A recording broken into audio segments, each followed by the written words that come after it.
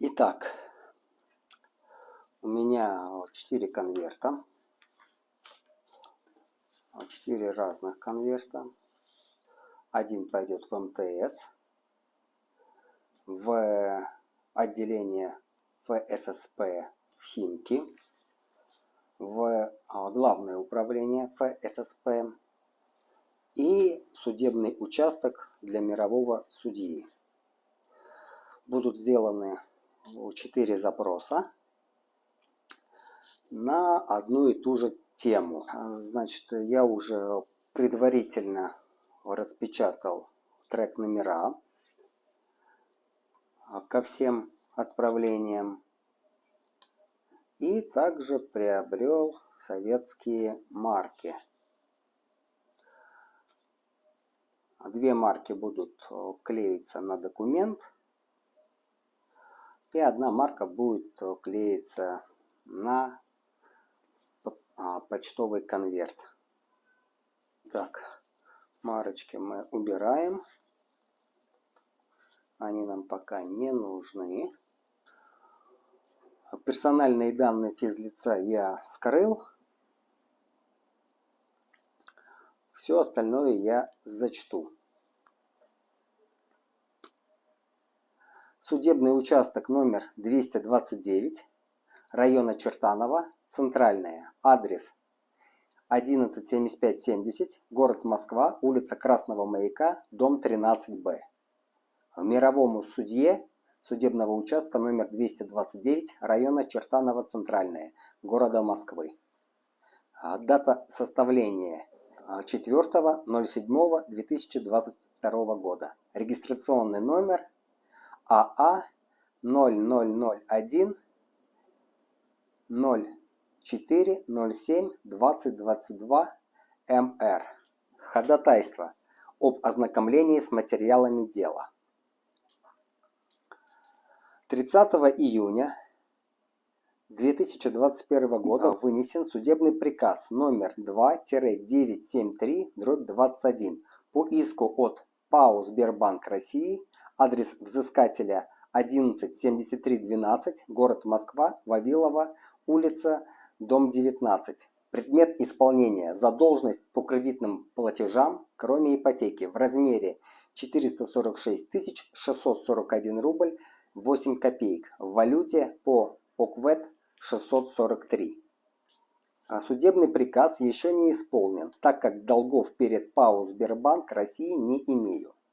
Требую предоставить копии материалов дела в 2 экземплярах, пронумерованные синими печатями и с подписью ответственных лиц для личного ознакомления, а также для предъявления в надзорные органы.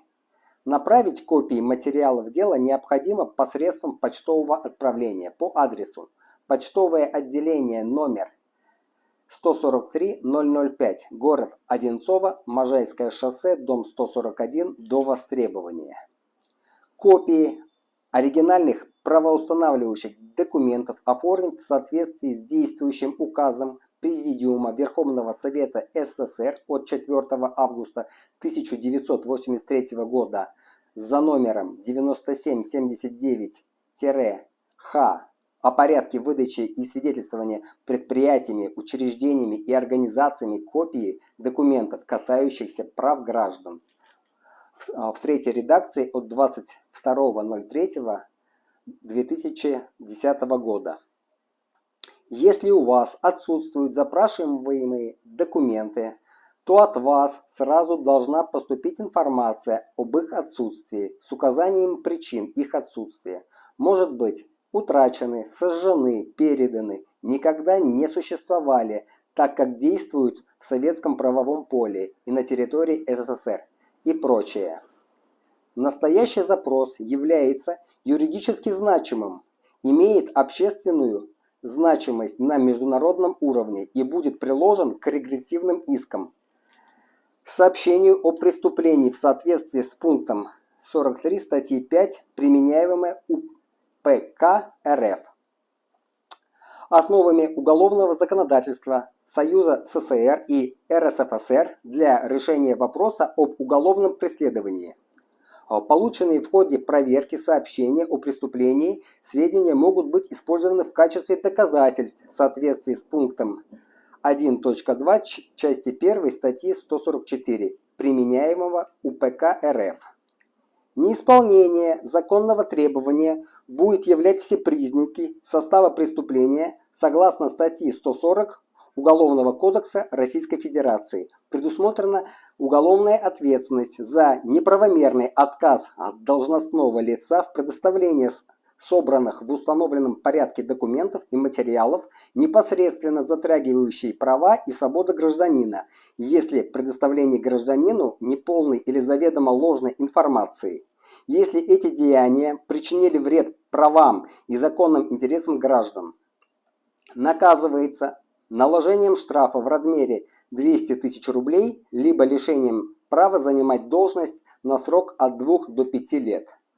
Документ составлен с учетом признания действующего международного права, действующих актов советского права, самозащиты права, статья 12 применяемого ГК РФ, применение права с множественной правовым систем, статья 1188 ГК РФ, опираясь на действующие акты Союза СССР, статья 4 применяемого ФЗ от 30.11.1994 года за номером 51 федеральным законом, статья 5 применяемого ФЗ от 25.10.2001 года, ФЗ номер 137.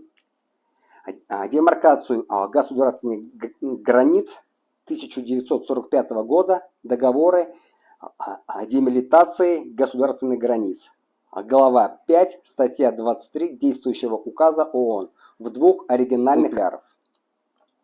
Оставляю все права за собой, без обязательств, без ущерба, не аваль, не алонж, не индосамент. Запрещаю индосаментную надпись. Подпись не является индосаментом и конклюдентными действиями. Исполнено в 2 оригинальных экземплярах на титульной стороне одного листа без оборота. Проведено видеопротоколирование. При составлении применялись чернила красного, фиолетового, синего и черного цвета. Цветная фотокопия на бумажном носителе в случае необходимости имеет юридическую силу.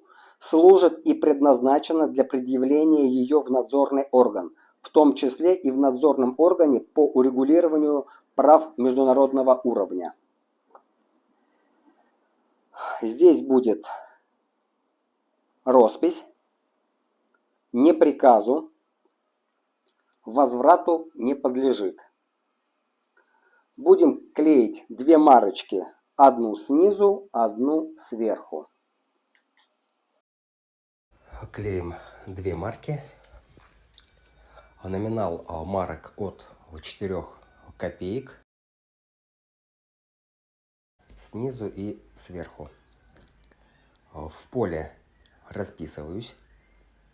И также гашу нижнюю марку и верхнюю марку. Все. Обратную сторону перечеркиваю, так как она не будет использоваться. Конверты заполняю также по классике. Мужчина Олег. До востребования. И почтовый адрес почтового отделения. Черной ручкой заполняю куда. И также клею марочку на сам конверт. И также ее гашу своим именем.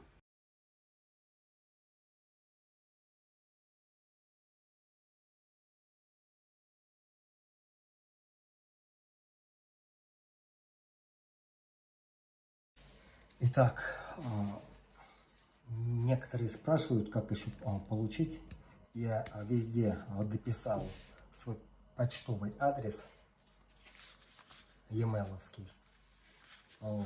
Соответственно, когда будут приходить ответы, на почту будет поступать также дополнение, что ответ был выслан. Ну вот, послезавтра буду отправлять конверты, а также запишу небольшой ролик об этой отправке. Как я отправил конверты с погашенными марками СССР. Всем здравия и добра. Мы живем на отцовской земле, внуки сварога, славные дети, и летит на крылатом коне Русь далекие тысячелетия.